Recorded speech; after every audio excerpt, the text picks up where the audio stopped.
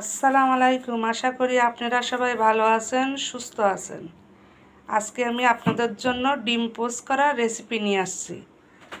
ডিমটা ফ্রিজে ঠান্ডা ডিম আধা ঘন্টা আগে পানির মধ্যে ভিজিয়ে রাখবেন।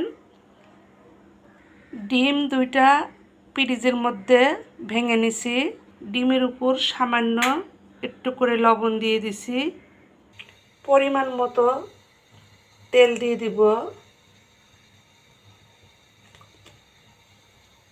ডিম দিয়ে দিছি, এবারে উল্টাই দিব।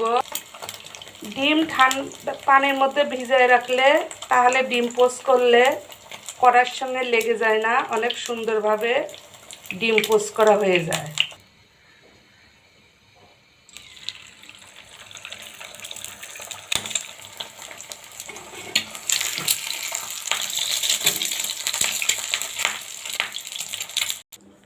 হয়ে গেল ডিম পোস্ট করা।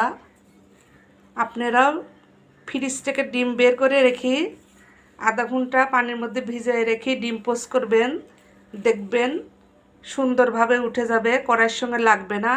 আপনারা সবাই ভালো থাকুন, সুস্থ থাকুন। এরপরে দেখা হবে নতুন কোনো রেসিপি নিয়ে। আজকে এখানেই শেষ করলাম। আল্লাহ হাফেজ।